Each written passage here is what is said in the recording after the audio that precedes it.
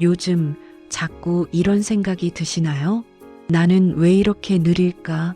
남들은 다 앞서가는 것 같은데 나만 뒤처진 것 같다. 젊을 땐 직장에서, 아이들 키울 땐 다른 집과 비교하면서, 나이가 들어서는 또래들 건강, 자식들 사는 모습과 자신을 자꾸 비교하게 됩니다.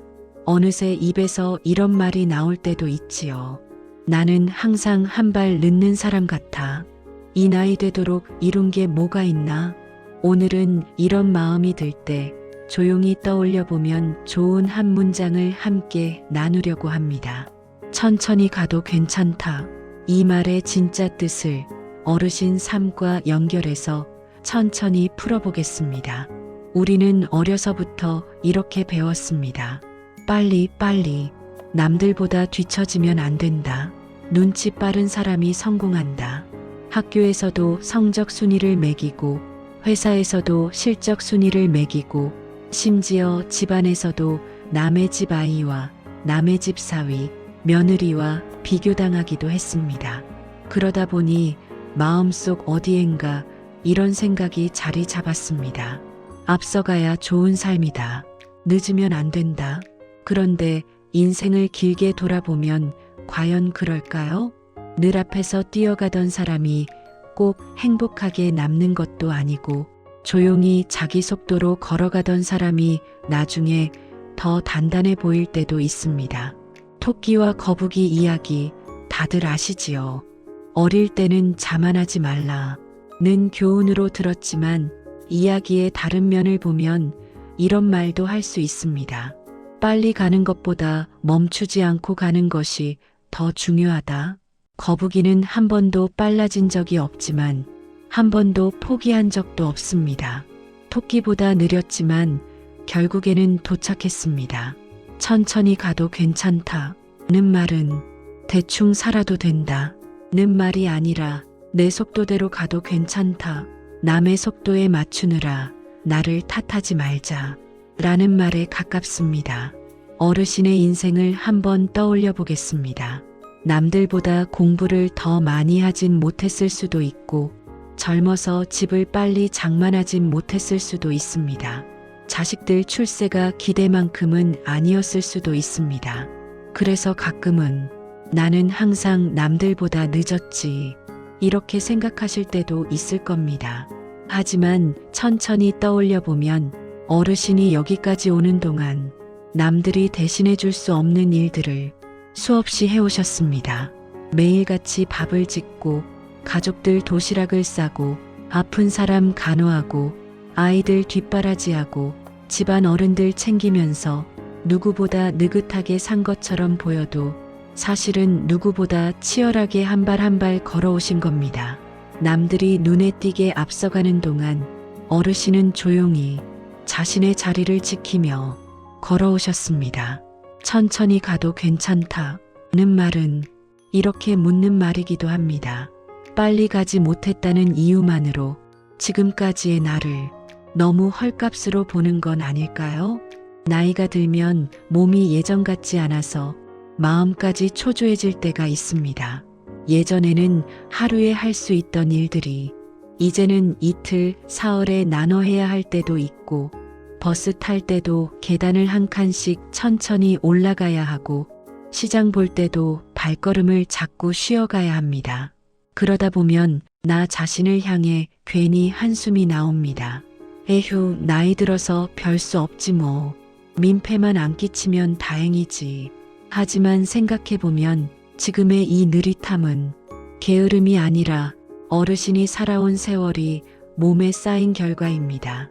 수십 년 동안 몸을 혹사시키며 살아왔으니 이제는 조금 천천히 움직이라고 몸이 신호를 보내고 있는 것일지도 모릅니다. 인생의 앞부분에서는 속도가 중요할지 모르지만 뒤쪽으로 올수록 더 중요한 건 방향입니다. 어디를 향해 가고 있는지, 어떤 마음으로 걷고 있는지, 천천히 가더라도 따뜻한 마음, 고마운 마음, 나와 남을 함께 살피는 마음으로 걸어간다면 그 길은 절대 뒤늦은 길이 아닙니다. 사실 우리를 가장 힘들게 만드는 건 실제 속도가 아니라 비교입니다. 옆집은 손주가 자주 온다는데 나는 그렇지 않을 때, 친구는 연금이 넉넉하다는데 나는 빠듯할 때, 비교가 시작되면 내 삶의 속도와 자리를 있는 그대로 보기 어려워집니다. 그러다 보면 지금 이 순간 내 앞에 놓인 작은 기쁨들도 잘 보이지 않습니다. 오늘도 밥을 먹을 수 있다는 것, 아직 내 두 발로 걸을 수 있다는 것, 오늘도 이 영상을 들을 수 있을 만큼 정신이 또렷하다는 것, 이 모든 것들이 사실은 이미 도착해 있는 것들인데 우리는 자꾸 아직 못 이룬 것들만 보고 자기 삶을 늦었다고만 판단해버리곤 합니다. 천천히 가도 괜찮다는 말은 비교하는 눈을 잠시 거두고 지금 이 자리까지 온 나를 한 번만 제대로 바라보자는 초대이기도 합니다. 그렇다면 이 말을 오늘 하루에 어떻게 한번 적용해 볼 수 있을까요? 몇 가지 아주 작은 연습을 함께 생각해 보겠습니다. 첫 번째, 오늘 하루에는 나는 원래 느리니까 라는 말을 스스로에게 허락해 보기입니다. 딱 하나만 정합니다. 걸을 때든 식사할 때든 집안일을 할 때든 이 일만큼은 오늘 천천히 해도 괜찮다 하고 마음속으로 정해보세요. 그리고 정말로 그 속도를 지키면서 나 자신을 다그치지 않는 연습을 해보는 겁니다. 둘째, 누군가와 나를 비교하는 생각이 불쑥 올라올 때마다 한 문장만 덧붙여 봅니다. 그래, 저 집은 저 집 속도로 가는 거고 나는 내 속도로 가는 거다. 이 말을 억지로라도 속으로 몇 번 되뇌다 보면 비교 때문에 마음이 바빠지던 속도가 조금은 느려지고 숨 쉴 틈이 생길 수 있습니다. 셋째, 오늘 잠들기 전에 이렇게 짧게 말해보는 것입니다. 그래, 나는 빨리 가진 못했어도 여기까지 잘 걸어왔다. 내 속도로 이 정도면 꽤 잘 살아온 거다. 처음에는 어색할 수도 있습니다.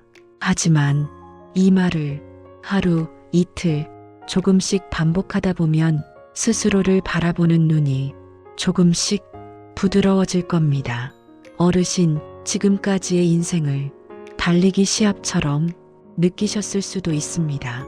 남들보다 빨리 가야 하고 늦으면 안 된다고 생각하며 험한 길을 달려오느라 정말 고생 많으셨습니다.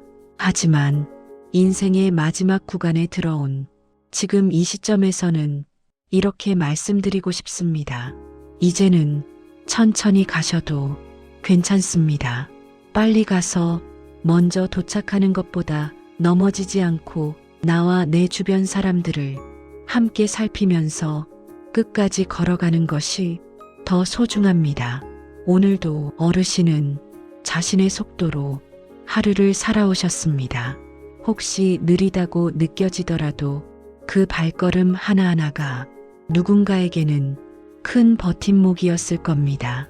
오늘 밤 잠자리에 드시기 전에 이 한 문장을 마음속으로 조용히 한 번만 되뇌어 보셨으면 합니다. 천천히 가도 괜찮다. 그리고 그 말 끝에 작게 한 줄을 더 붙여보시면 좋겠습니다. 지금까지 정말 수고 많았다, 나야. 오늘도 끝까지 들어주셔서 정말 감사합니다. 어르신, 오늘도 수고 많으셨습니다. 편안한 밤 보내시길 바랍니다.